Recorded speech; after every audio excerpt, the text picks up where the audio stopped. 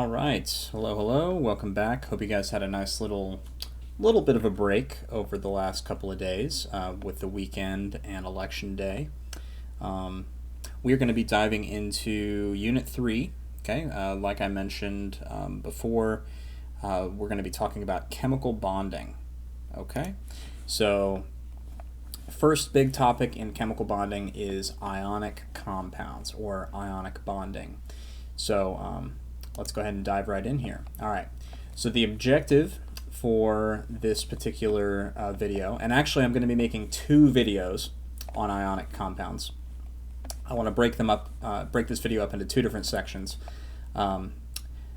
The first video we're going to cover all of this, okay, and then the second video we're just going to cover this. This part down here though is a little bit complicated, and so that's why I want to break it up into two different videos.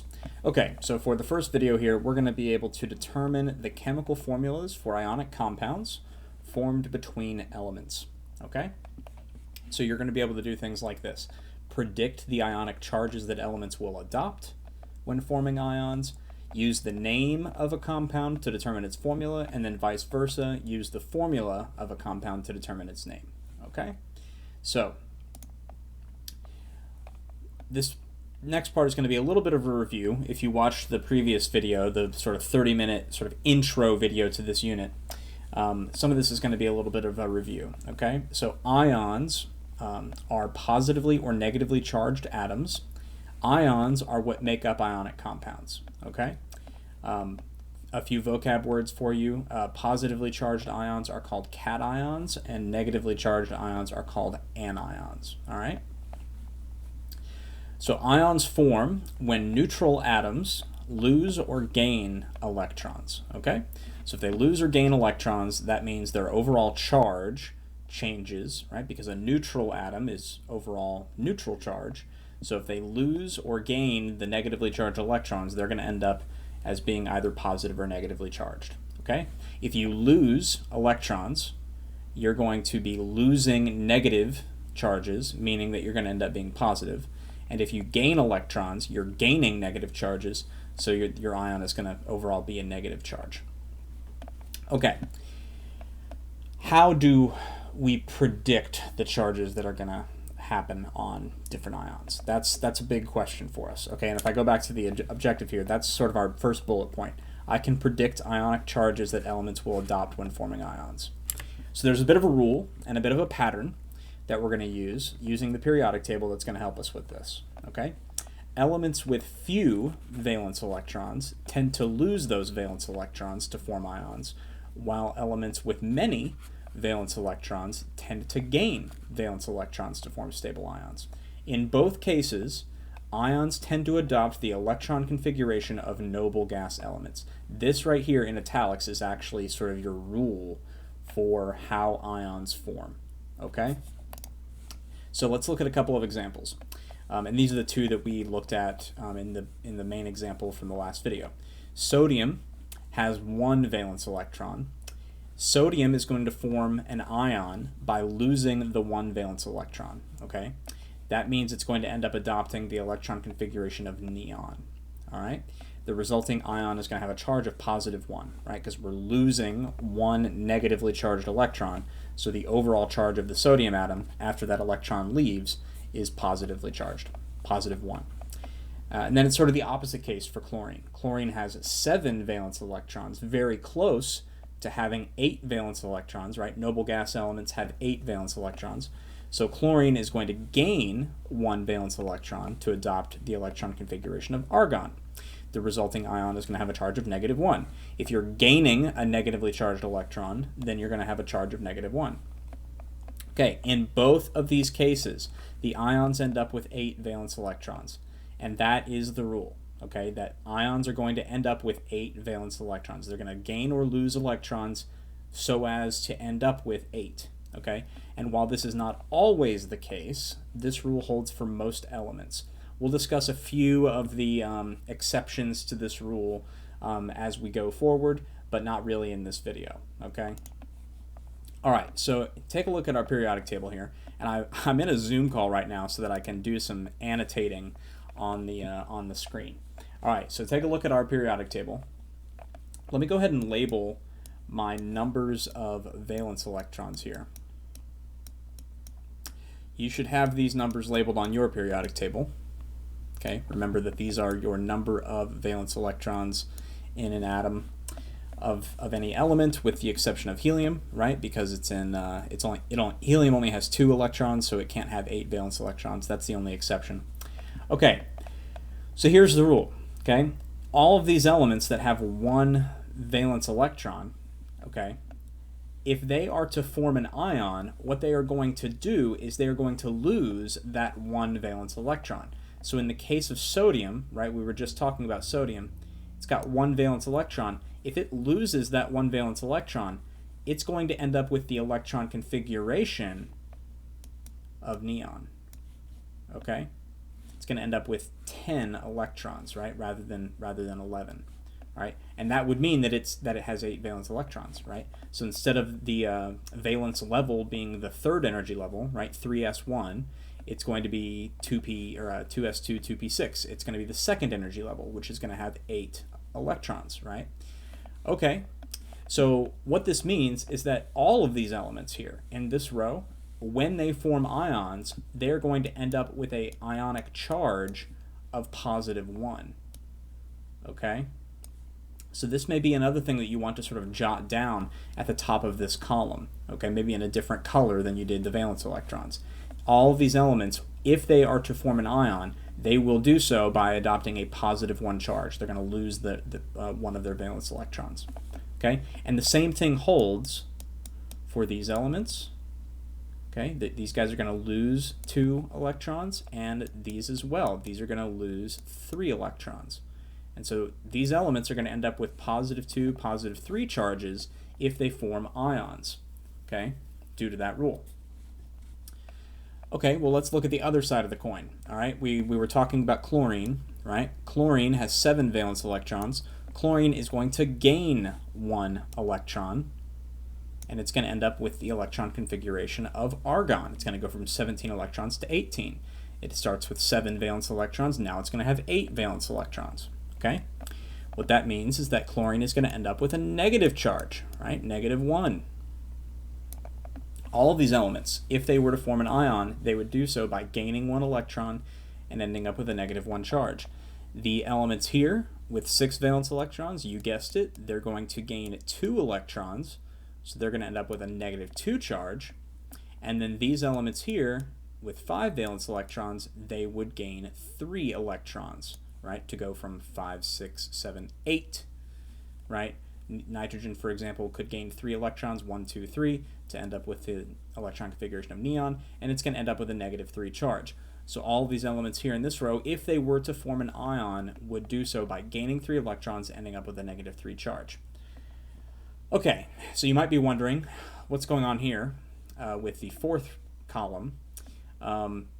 What I'm going to say is that these atoms typically don't form ions. Some of them can, particularly tin and lead. Okay, but we're going to learn some sort of alternative rules later for how to deal with them. For right now, you can either just leave this blank or you can put like an X there. These guys don't typically form ions. Okay, and if they do, there are some sort of special rules that we can use to figure out what their charge would be. All right. The other column that we haven't labeled on here is the noble gases. Okay, these guys don't form ions. Okay, so because they already have 8 valence electrons. Okay, so they're you know, in this class we're not going to get into all the details for why 8 valence electrons is such a desirable thing, but you will in AP chemistry, for example. These elements here already have 8 valence electrons. They have no incentive to gain or lose electrons, okay, from an energy perspective, okay? And so they don't form ions. They don't gain or lose electrons, all right, typically, all right? There are some exceptions, of course. There's always exceptions, but we're not going to have to learn about any of those for this class, okay? So these charges, +1, +2, +3, -3, -2, -1, this pattern on the periodic table is how you can sort of predict the charge of different elements on the periodic table when they form ions, okay? So if you haven't already, pause the video or something, please go ahead and write that down on your periodic table. This is going to help in the future, okay? All right, let's move along here. So we know how to come up with the charges on different elements, okay? Now we're going to figure out how to use that to determine the formulas of different compounds, okay? So all compounds, all ionic compounds, must be electrically neutral, okay? So this is a huge rule, all right? This is really the only thing you need to know to determine formulas of things, okay? So an ionic compound, that's what we're going to be trying, we're trying to determine the formulas of ionic compounds. Ionic compounds must be electrically neutral, meaning their overall charge must be 0, okay? Therefore, the positive charge of the cations must counterbalance the negative charge of the anions, okay? And the chemical formula of an ionic compound is just the simplest ratio of each element which achieves this electrically neutral state. Okay? Now, instead of talking about this a bunch more, I'm going to leave that there. I'm going to take a sip of my coffee. And let's take a look at a few examples, okay? Because I think that's going to help rather than just trying to dissect all these words here. Let's just look at a few examples. Okay, so we're going to try to determine the name and formula for the compounds formed between these different examples here, okay? So the first one, I have calcium and oxygen, okay? So calcium, if you look at your periodic table, which you should have labeled, calcium is going to adopt a positive 2 charge based on its position in the periodic table. Oxygen is going to adopt a negative 2 charge, okay? So these are the charges on these different elements. Every ionic compound has to be electrically neutral, meaning that the overall charge of the compound has to be 0. We need to figure out what is the simplest ratio of these elements. How many of this versus how many of this do I need to write a formula that is electrically neutral? It turns out for this case it's pretty simple. I just need 1 calcium and 1 oxygen, okay, so CaO, right, sort of written together like that. That's my formula. These will counter each other out, right? Positive 2 and negative 2 will counter each other out. So the overall charge here would be 0. So this right here is the chemical formula for this compound. What is the name of this compound? Well, there's a pretty simple set of rules you can follow for naming compounds. The cation, okay, which is always going to come first, okay, the positively charged ion is always going to come first. The cation keeps its name. Okay, so this is just going to be called calcium. The anion, the negatively charged ion, okay, the anion always comes second. The anion is going to change from the elemental name. So rather than being called oxygen, it's going to be called oxide. Okay? So the rule here is that basically the only thing that changes is just the suffix on the anion. Okay? You're just always going to have this "ide" suffix on the anion. It's going to take a little bit of practice, and honestly, you know, this isn't super important, but it's just going to take a little bit of practice to know what the proper names for these things are. Okay? Like, how do you know if it's oxide versus oxygenide or something else? You know, there's really no way to know other than just sort of memorizing them. But you'll get some practice with it, and you'll pick up on it pretty easily. Okay? All right. Let's look at the next example. Potassium and nitrogen. Okay, potassium is going to end up with a positive 1 charge, and nitrogen is going to end up with a negative 3 charge. Okay? Once again, that's based off of their position on the periodic table. Okay, so we need to be asking ourselves this question.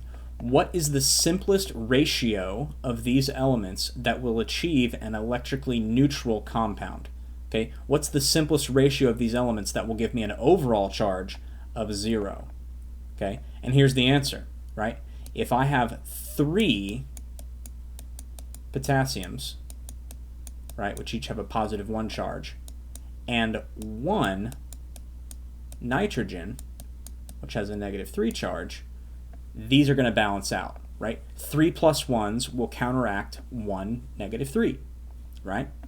So the formula for this is, everybody's seen what a chemical formula looks like, right? H2O, or C6H12O6, right, for glucose. This is the formula, K3O, or sorry, that's not right, K3N. we're using nitrogen, not oxygen. Apologies. Okay, K3N. All right, I use that number 3 there in the subscript after the K to indicate that there are 3 potassiums. I don't need to write the number 1 here to indicate that there's 1 nitrogen. If there's no number, that means that it's 1. Okay, it's sort of it's implicit or implied. If you want to write the 1, you can, but you're never going to see that. Okay, in a textbook or online, you're never going to see the number 1 actually written there.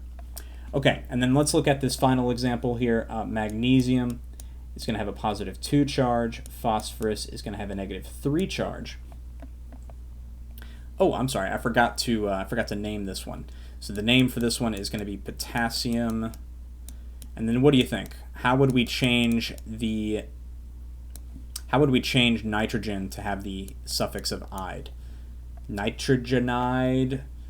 It ends up just being nitride. Okay, once again, hard to know these without just sort of looking them up or having them memorized like I do. Okay, and then the last example here, magnesium and phosphorus, like I said, positive 2 and negative 3 are the charges on those. So what is the simplest ratio of each of these elements that will give me an overall formula that is electrically neutral or that has an overall charge of 0? This is a bit more complicated, right? Because if I have 1 of each, right, that's not going to work, right? Because positive 2 and negative 3 don't counter each other out completely. If I have 2 magnesiums, then that would be like positive 4 versus negative 3. That still doesn't work. So it turns out here that what you need is 3 magnesiums. Okay, 3 of the positive 2s. That gets you an overall positive 6. Right? And so you can counter that out by having 2 negative 3s. Okay? So your formula then would be Mg3P2. Okay? So once again, that's 3 positive 2s here. So like overall, these magnesiums have a charge of positive 6. And then 2 phosphoruses, which overall have a charge of negative 6, right? 2 times negative 3. And so these counter each other out. This right here, this has to be the situation for every formula that you come up with. Okay, the overall charge has to be 0. If it's not, the formula is wrong. Guaranteed. Okay, there are no exceptions to that rule. All right, so the overall formula has to have an overall charge of 0. Okay, so what would the name for this one be? Magnesium. This is phosphorus, so the name here is phosphide. Okay, so the names of these anions tend to be shorter rather than longer. Okay, so a big portion of their name gets cut off to tack on this "ide" suffix. Okay, all right. So hopefully you can read this. Drawing with the mouse is not super easy, but I think this gets the job done.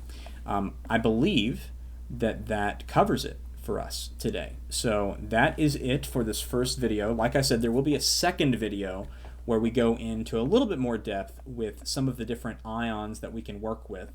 There are these things called polyatomic ions, and the transition metals can be used in ionic compounds, but there are some special rules that go along with those. So we'll look at those in the next video. Okay, but this is all I need you guys to know for class at the end of this week. Okay, so we'll do some practice with this in class, and you'll have an assignment for me to work on starting that day. Okay, thanks for watching, and I will see you guys in the next video.